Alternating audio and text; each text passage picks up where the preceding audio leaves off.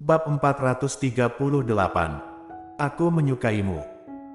Tatapan mata ini membuat hati Audrey Han menjadi tidak berdaya, tetapi dia segera bereaksi, merapikan pakaiannya dan bersiap untuk pergi. Suara rendah Colden Ye terdengar dari belakang. Setelah memanfaatkannya, langsung membuangnya. Audrey Han berhenti, menggigit giginya sendiri. Dia berhenti tanpa melihat ke belakang, suaranya sangat jelas. Tuan Ye, aku memintamu untuk memahami satu hal. Bukannya aku memanfaatkanmu, tetapi menjeratmu. Ini juga salah satu alasan aku tidak ingin bekerja sama denganmu. Kamu benar, aku menyukaimu, membencimu, dan tidak ingin melihatmu, jika Tuan Ye adalah orang yang cerdas. Jangan muncul di hadapan aku lagi di masa depan. Aku berharap di masa depan, kita bisa menjadi orang asing. Orang asing. Colden Ye menatap wanita yang ada di hadapannya.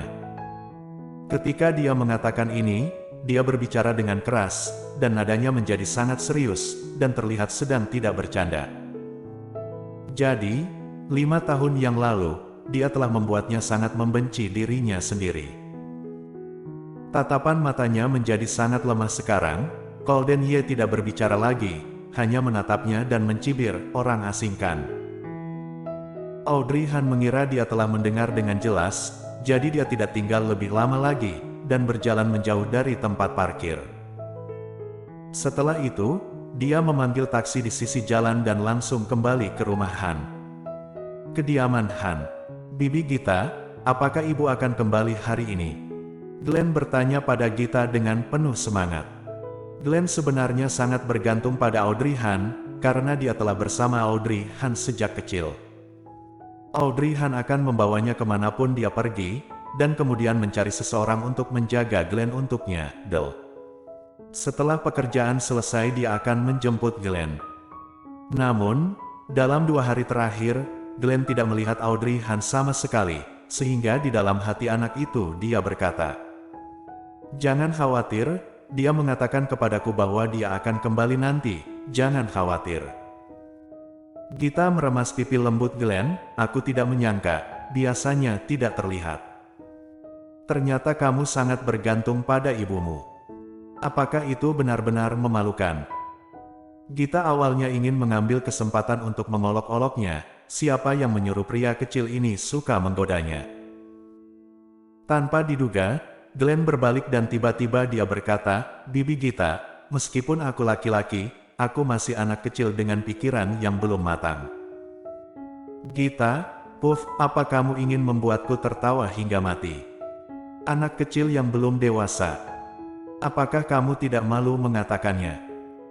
Glenn sedikit tertekan, mendengus, dan langsung melempar tangan Gita dan berlari masuk. Audrey Han baru saja datang. Glenn langsung pergi memeluk pahanya, dan berkata dengan suara menyeringai, "Paman, aku baru saja melihat fotomu di ponsel Bibi Gita." Sebuah kata yang langsung menghancurkan Gita sehingga dia tidak bisa bergerak, dan langsung tercengang. Dia menatap Audrey Han yang ada di depannya dengan takjub, kemudian melihat tatapan mata licik Glenn. Balas dendam ini datang terlalu cepat, kan? Ini bukan Glenn, ini adalah setan kecil. Sialan. Ketika tatapan Audrey Han menatap ke arahnya, Gita tiba-tiba tersipu. Dia dengan cemas menjelaskan, "Han, Tuan Han. Tidak seperti dengan apa yang dikatakan Glenn, aku tidak menyimpan fotomu." Bibi Gita hanya mengatakan sebuah omong kosong, "Kamu tidak hanya menyimpan foto paman, tapi kamu juga punya banyak." Gita menggertakkan giginya dan menatap Glenn. Tatapan yang mengancam di matanya terlihat jelas. "Aku mohon untuk berhenti berbicara. Jika dia terus melanjutkan, dia akan benar-benar kehilangan muka di depan laki-laki ini." Oh.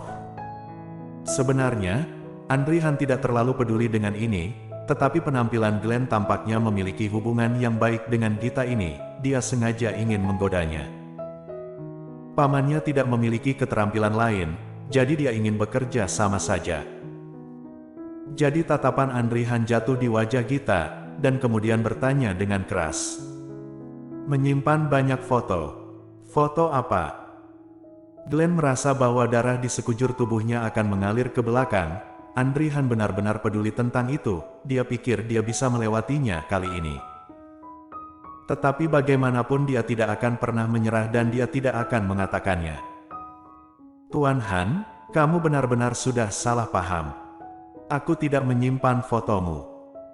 Glenn salah paham, karena itu adalah saat aku menonton berita tentangmu, jadi anak itu mengira aku menyimpannya. Nah, alasan ini sangat bagus. Haruskah Andri Han mempercayainya sekarang? Dan tidak mempermalukannya lagi kan? Lihat, Paman. Glenn tiba-tiba mengambil ponsel Gita, membuka album di dalamnya, dan membuka beberapa foto. Andri menatap foto-foto yang ada di ponsel, dan ternyata itu adalah foto kesehariannya. Apalagi seluruh isi album itu adalah dirinya. Gita melihat ponsel, dengan beberapa keraguan pada awalnya, menggigit jari telunjuknya, dan bergumam, mengapa ponsel ini terlihat begitu akrab. Setelah menatap dengan hati-hati sebentar, Gita tiba-tiba bereaksi, bukankah itu ponselnya sendiri? Dia buru-buru mengulurkan tangan untuk menyentuh sakunya, tetapi sakunya sudah kosong.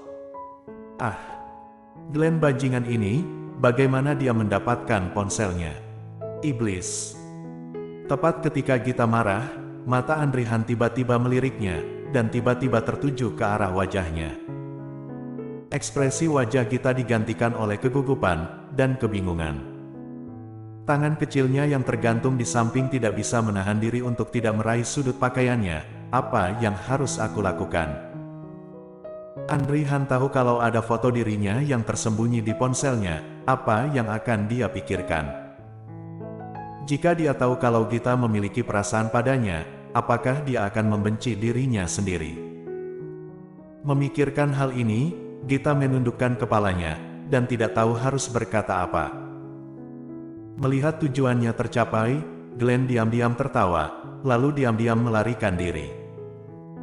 Andri Han masih terus memegang ponsel, dan kemudian mengangkat matanya untuk melihat wanita yang berdiri tidak jauh. Dia sangat mungil, berdiri di sana dengan sangat bingung, menarik sudut pakaiannya, tampak lebih bingung, seperti kelinci kecil yang tersesat. Awalnya itu hanya kenakalan Glenn, jika mempermalukan Gita, maka itu benar-benar tidak baik. Memikirkan hal ini, Andri Han melangkah maju dan menyerahkan ponsel padanya, milikmu. Gita menunduk, melihat tangan terikat rapi di depannya, tapi hatinya mulai bergetar. Apakah dia akan jijik dengannya suatu saat? Karena dia akan merasa jijik, mengapa dia tidak mengambil kesempatan untuk mengklarifikasi pikirannya?